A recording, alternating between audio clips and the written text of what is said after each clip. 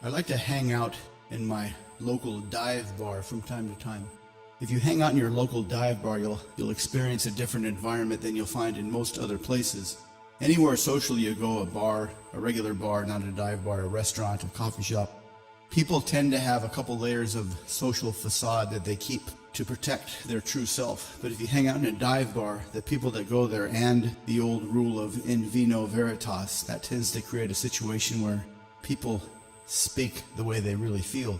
And that can lead to some very interesting conversations. And you can also hear some very interesting stories. And I was down in my local dive bar, and this guy asked me if I heard about this guy, and I said, no, I hadn't. And I said, where'd you hear it from? And he said, I heard about it from a friend of a friend, and this told me that this was a story that had been repeated a few times. And if you hear stories that have been repeated a few times, especially if they are before they get popular on the internet, these stories have a very unique characteristic, and that is they maintain a certain kernel of truth, but every time they go through somebody else's brain, especially if they are transferred from brain to brain only through word of mouth and not through writing. Because if you transfer a story through writing, it kind of keeps its original content because people just copy and paste. But if you listen to a story, if you remember the story, and if you tell the story, a story will always take on some of the components of your own brain.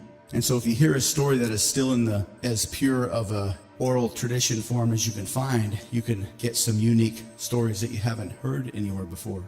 And this story is about a guy that was a beta bucks type of guy that lived with a kind of a nerdy wife. They had a happy marriage. He made a lot of money. She worked part-time. She wasn't a beauty queen. He wasn't an alpha male, but they were happy together. Their problem started when they got a new neighbor, and this new neighbor was an alpha bad boy biker type that looked really scary, like he might kill you if you looked at him wrong. But the problem wasn't him, the problem was his dog, because his dog would bark sporadically and loudly throughout the night. Obviously, everybody was too scared of the alpha biker bad boy type to tell him to make his dog shut up. And so people just kind of put up with it. And this beta bucks guy, after about a few nights of listening to this dog bark and keeping him up at night, he had a horrible thought in his mind. He knew that his wife could hear the dog bark, and he knew that his wife probably knew that he didn't have it in him to go tell this guy to get his dog to shut up. And the horrible thought was, what if his wife starts to wish that she would have married a more alpha type of guy? And as soon as that thought goes into her mind, she'll look for evidence that he's not alpha enough, and she'll eventually divorce him. And once he had that thought in his mind, he realized he had to take care of the problem before she came to that eventual conclusion.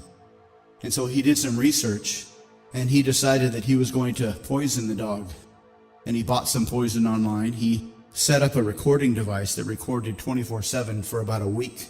He wanted to calculate the best possible time to sneak into the backyard and dump poison into the dog dish. And once he had that time calculated, he went in and he dumped poison into the dog dish. It was a clear poison that would dry up.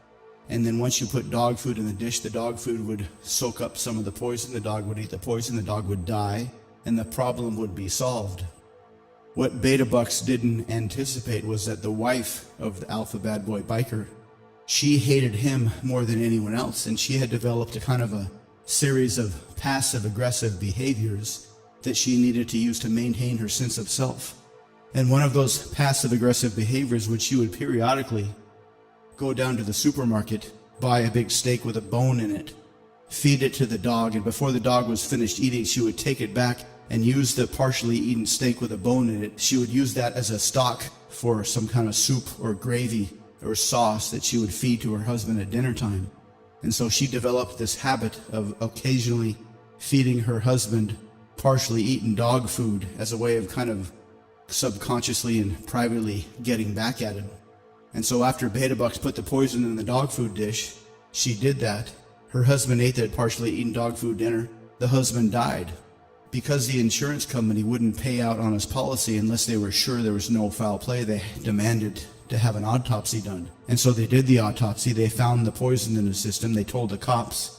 The cops, of course, assumed that every time there's a poisoned husband, there's probably an angry wife behind it. The cops come to her house. They find that she's very happy that he's dead, and they ask to search her house. She has no idea what's going on, so she says, sure, search the house, knock yourselves out.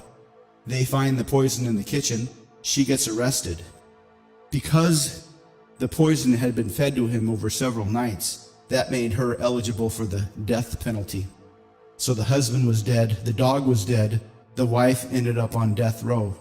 This, of course, was much more than Beta Bucks bargained for, and this made him go insane. He became less effective at work to the point where they fired him. His wife divorced him and he became homeless. Now, how much of this story is true, I don't know, but I do know that these stories can only be found at your local dive bar, because these stories are born and these stories live at your local dive bar.